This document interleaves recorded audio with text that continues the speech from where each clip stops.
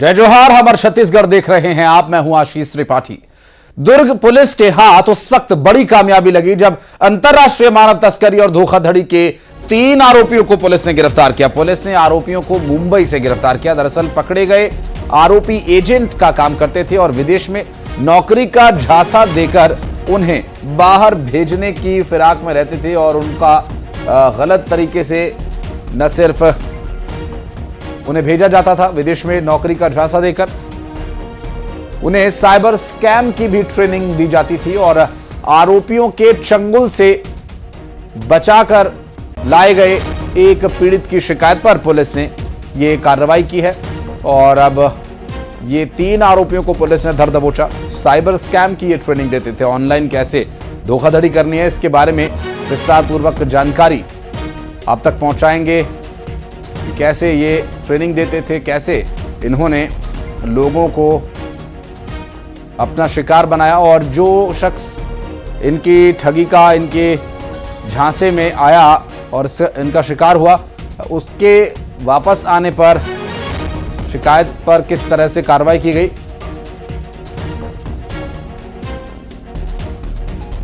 और मिथिलेश हमारे सहयोगी इस वक्त हमारे साथ जुड़ गए। मिथिलेश, जिस तरह की ये पूरी घटना है, इसमें न सिर्फ ये लोगों को परेशान करते थे, लोगों को शिकार बनाते थे, बल्कि उन्हें भी ट्रेन करते थे कि अब आप भी ऐसे ही लोगों को फंसाइए। क्या है इसके पीछे की पूरी कहानी? आशीष, बिल्कुल ठीक कहा आपने कि लोगों को ये फंसाने का काम करते थे और जो मुंबई से जिनको गिरफ्तार किया गया है वो एक तरह से एजेंट का काम करते थे। पहले आकर्षक विज्ञापन दिया जाता था जब उनको फंसाया जाता था और ये कहा जाता था कि विदेश में जो है उनको कंप्यूटर ऑपरेटर की नौकरी लगाई जाएगी, वहां पर उनको अच्छा खासा इनाम, उनको पेमेंट भी प्राप्त होगी। इसके लिए पहले वो अपना पैसा लिया करते थे। जो पीड़ित है उससे करीब उन्होंने 2 लाख रुपए लिया था और ये कहा था कि उनको लायोन करके एक जगह है, विदेश की जगह है, वहां पर उनको कंप्यूटर ऑपरेटर की नौकरी मिलेगी और इसके लिए उन्होंने 2 लाख रुपए लिए। उसके बाद उनको वहां भेजा गया। वहां पर जब उसने देखा कि उनको एक स्कैम के लिए ट्रेनिंग दी जा रही है तो वो घबरा गया और वो वापस आने की जिद करने लगा। वहां पर जो लोग थे वो तो गनीमत ये रही कि उनको छोड़ दिया, उसको वापस आने दिया और ये शर्त पे आने दिया कि वो किसी को नहीं बताएगा। लेकिन जब वो भिलाई लौटा तो उसके बाद में उसने अपनी पूरी जो दास्तां है वो पुलिस को बताई। उसके बाद में पुलिस जो है इस पूरे मामले में छानबीन आरंभ की और ये पता लगाया, परत दर परत खुलते गई, आरोपियों तक पुलिस पहुंची, मुंबई में पहुंची और उनको गिरफ्तार किया गया। तो इस पूरे मामले में अभी 3 लोग गिरफ्तार हुए हैं और जिसमें एक महिला भी शामिल है। मुंबई में एक ऑफिस भी हुआ करता था जहां से ये पूरा कारोबार का संचालन कर रहे थे और अभी तक ये जानकारी प्राप्त है कि कई जो है इंडियंस जो है वहां पर फंसे हुए हैं, उनको भी इसी तरह का लालच दिया गया था और उनको विदेश ले जाएगा और वहां पर जाके फंसे हुए हैं। तो पुलिस पूरे मामले में अभी और भी जांच कर रही है। एक पूरा सक्रिय गैंग है जिसको पकड़ने की कवायद की जा रही है। 3 आरोपी गिरफ्तार हुए हैं। हो सकता है कि आने वाले समय में और भी गिरफ्तारी हो और जो इंडियन के लोग जो फंसे हुए हैं वहां पर, तो उनको भी छुड़ाने के प्रयास किए जाएंगे। जी, बहुत शुक्रिया आपका इस जानकारी के लिए मिथिलेश। और अंबिकापुर में एक बार फिर न्यूज 18 की दिखाई गई खबर का बड़ा असर हुआ। दरअसल नाबालिग की पिटाई के मामले में पुलिस ने 2 आरोपियों को गिरफ्तार किया है और बाकी आरोपियों की पुलिस तलाश कर रही है। पिटाई का यह वीडियो सोशल मीडिया पर वायरल हुआ था। न्यूज 18 ने प्रमुखता से यह खबर दिखाई थी। आरोपियों ने नाबालिग की बेरहमी से पिटाई की थी, उसे छत पर ले जाकर बुरी तरह से पीटा था, मारपीट की थी अंबिकापुर में, जहां ये पूरा घटनाक्रम सामने आया था। और न्यूज 18 ने इस वीडियो को, इस खबर को प्रमुखता से दिखाया जिसका बड़ा असर हुआ है। जो है 2 जो विनय कुमार रजक और सोम राय है, इनकी पहचान की गई और इनके जो साथी हैं इन लोगों की भी पहचान, जो कि उस मारपीट करने में आरोपी रहे हैं, उनकी भी पहचान करके उनके विरुद्ध भी वैधानिक कार्रवाई की जाएगी। जो कि वीडियो को देखने से ये बात पता चलती है कि जो प्रार्थी और उसके जो साथी थे वो गांजा का सेवन करते थे और ये जो विनय कुमार रजक और सोम राय और उसके साथी के द्वारा जो मारपीट इस बात को लेकर की गई है कि तुम लोग गांजा पीते हो, और जबकि वो गांजा नहीं बल्कि प्रार्थी जो है वो विवेचना में और पूछताछ में बताया है कि वो लोग जो थे वहाँ पर इकट्ठे हुए थे, वो गांजा नहीं पी रहे थे। और अंबिकापुर में खदान धंसने से 2 लोगों की मौत हो गई। छुही खदान धंसने से 2 लोगों की मौत होने की जानकारी मिल रही है। दरअसल खदान से छुही मिट्टी निकालने के लिए दोनों गए हुए थे और छुही मिट्टी निकालने के दौरान यह हादसा हो गया। कुन्नी चौकी क्षेत्र के जमदरा बिजोरा नाला का यह पूरा घटनाक्रम बताया जा रहा है।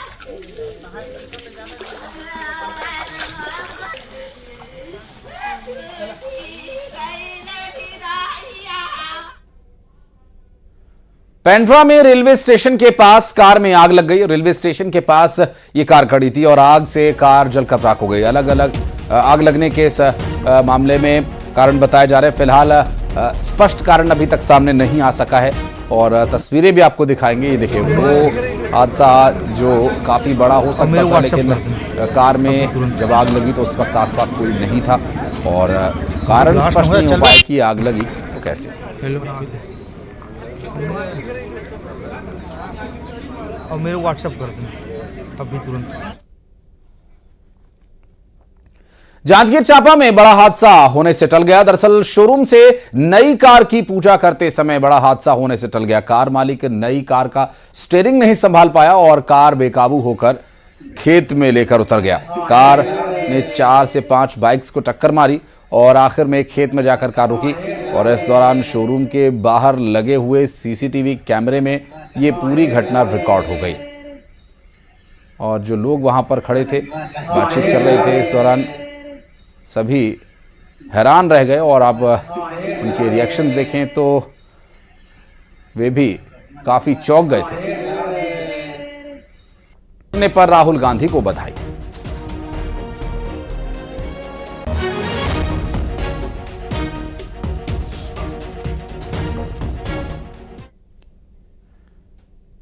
हरियाणा में कांग्रेस की हार को लेकर मंत्री केदार कश्यप ने तंज कसा।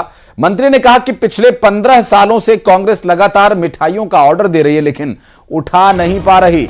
उनके नेता चल नहीं पा रहे। हम आमंत्रित करते हैं उनके नेता हरियाणा के मुख्यमंत्री के शपथ ग्रहण में आए, उस दिन उनको जलेबी खिलाएंगे। उन्होंने कहा कि दक्षिण रायपुर में कांग्रेस को उम्मीद ही नहीं मिल पा रही। कांग्रेस के लिए देश में ही नेता खोजना मुश्किल हो गया। कांग्रेस के बड़े नेता ही सिरदर्द बन चुके हैं।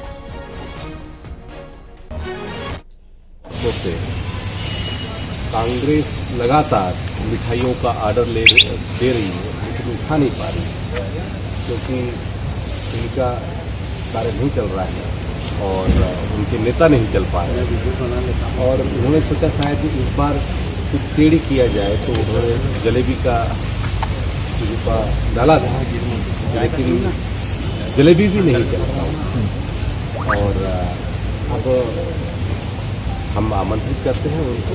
हमारे माननीय मुख्यमंत्री जी हरियाणा के शपथ लेंगे उस दिन उनके और कांग्रेस के लिए देश में ही क्या होते हैं नेता खोजना मुश्किल हो गया है। उनके जो बड़े नेता हैं वही सिरदर्द बन गए हैं तो अब उससे अलग अलग पार्टी में जाकर के और सिरदर्द रखा जाए। सर ये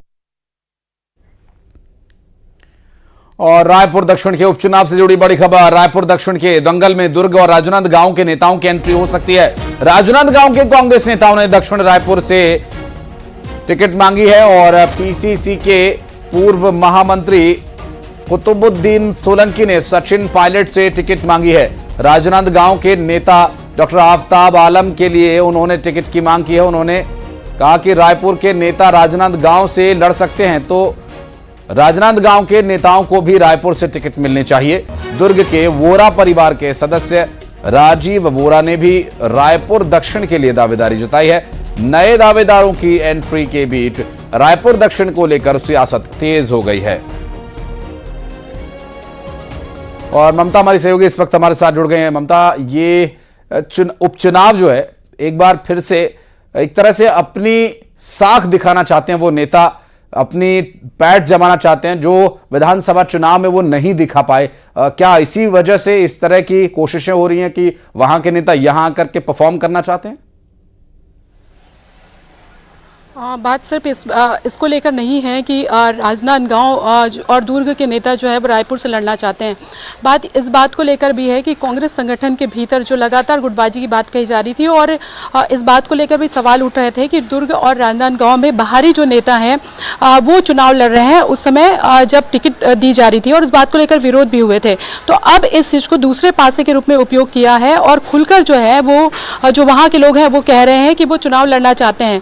कुतुबुद्दीन लेकिन जो है वो कितने काबिल हैं, यहाँ से चुनाव लड़ने के लिए उनका कितना जनाधार है, ये अलग बात है। वोरा परिवार का रायपुर दक्षिण से कितना जनाधार है, वो अलग बात है।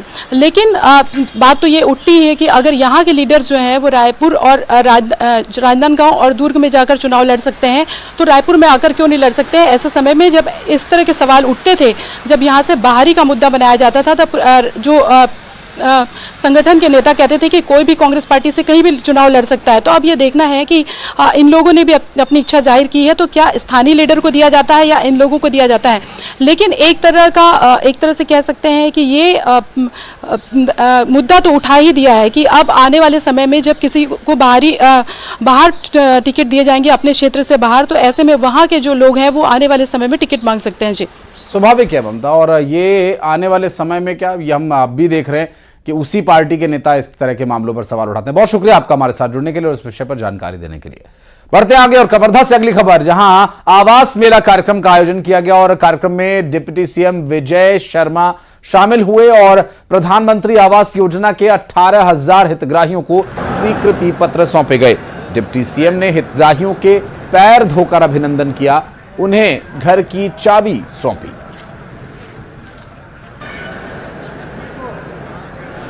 आपको बता दें कि हितग्राहियों के पैर धोकर उनका पहले अभिनंदन किया और उसके बाद उनके आवास की उन्हें चाबियां सौंपी गईं। आवास मेला कार्यक्रम के आयोजन के दौरान कवर्धा में, जहां प्रधानमंत्री आवास योजना का जो घर बनकर तैयार है उसके पूरी तरह से हितग्राहियों को पक्के मकान सौंप दिए गए हैं। और इतना ही नहीं, हितग्राहियों के पैर धोकर पहले उनका अभिनंदन किया गया और उसके बाद उन्हें चाबियां सौंपी गई। प्रधानमंत्री आवास योजना के 18,000 हितग्राहियों को यहां पर न सिर्फ स्वीकृति पत्र सौंपे गए बल्कि चाबियां भी उनके हवाले की गई और प्रधानमंत्री आवास योजना का लाभ लेने वाले 18,000 लाभार्थियों को ये आवास उपलब्ध करवाए गए हैं। कांकेर से खबर, जहां करंट की चपेट में आने से 3 भालुओं की मौत हो गई। मादा भालू और उसके 2 शावक करंट की चपेट में आ गए और खेत में आए भालू करंट की चपेट में आ गए थे। आपको बता दें कि नरहरपुर वन क्षेत्र के देवी नवा गांव में यह हादसा हुआ। वन विभाग हादसे की जांच में जुटा है।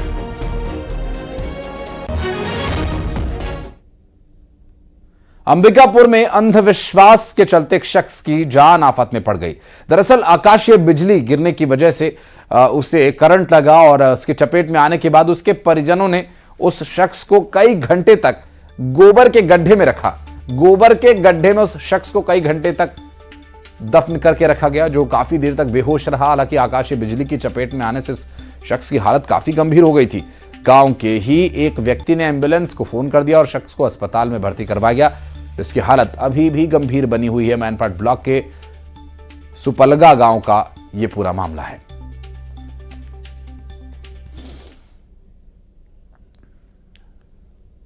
कोंडागांव से बड़ी खबर, जहां पर 2 ट्रक से 25 टन अवैध लोहा और कबाड़ जब्त किया गया। पुलिस ने दोनों ट्रक ड्राइवर्स के खिलाफ केस दर्ज कर लिया है। दोनों ट्रक जगदलपुर से रायपुर जा रहे थे। जांच के दौरान ट्रक चालकों के पास अवैध दस्तावेज वैध नहीं पाए गए और पुलिस को शक है कि ये कबाड़ चोरी का हो सकता है। पुलिस की कार्रवाई से अब उनमें हड़कंप मचा हुआ है। और रायपुर में ट्रैक्टर पलट जाने की वजह से एक महिला की मौत हो गई। आपको बता दें कि भरेंगा भाटा चौक के पास ट्रैक्टर बेकाबू होकर पलट गया और ट्रैक्टर में सवार 4 लोग जो मजदूरी के लिए जा रहे थे, अभनपुर थाना क्षेत्र में इस दुर्घटना का शिकार हो गए।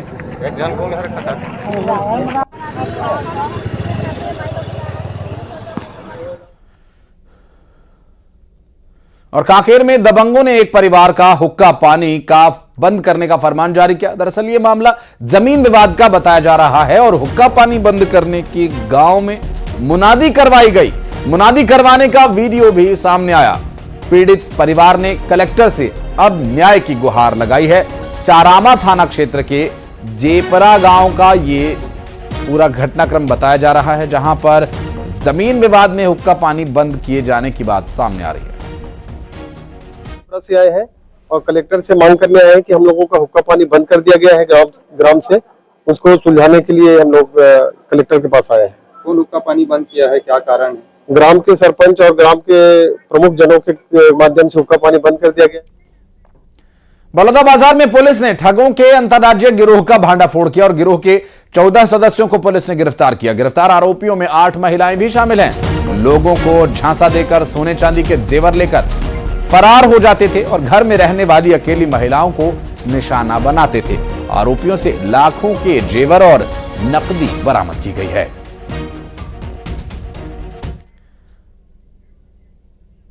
और गौरेला पेंड्रा मरवाही जिले में एक बार फिर पुलिस ने अंतर्राज्यीय गांजा तस्करों पर बड़ी कार्रवाई की। पुलिस ने यहां पतगावा के पास घेराबंदी कर 2 तस्करों से 41 लाख रुपए का गांजा पकड़ा।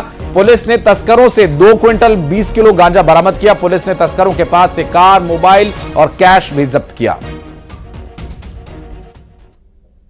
कोरबा में न्यूज 18 की खबर का बड़ा असर हुआ, जहां जर्जर पड़ी सड़क की मरम्मत के लिए अब टेंडर जारी कर दिया गया है। यहां निगम प्रशासन ने ये वर्क ऑर्डर जारी करके एक बार फिर इस बात की पुख्ता तस्दीक कर दी है कि न्यूज 18 की सड़कों को लेकर जारी मुहिम का असर अब व्यापक होने लगा है। 1 महीने में जर्जर सड़क की मरम्मत के निर्देश भी जारी कर दिए गए हैं। मुख्यमंत्री विष्णुदेव साय आज मंत्रालय में विभिन्न विभागों की समीक्षा करेंगे और दोपहर में महानदी भवन मंत्रालय में सीएम साय बैठक लेंगे। विभागों की समीक्षा बैठक में योजनाओं की बात और समीक्षा होगी। बेहतर क्रियान्वयन के लिए अधिकारियों को दिशा निर्देश दिए जाएंगे। पेंड्रा में भालू का आतंक फैला हुआ है।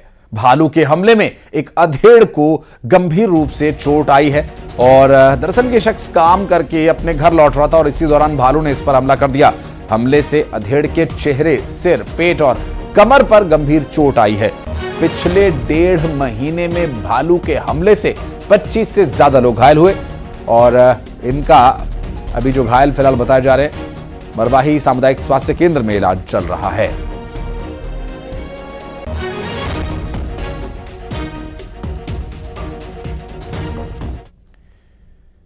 और बढ़ते आगे फटाफट अंदाज में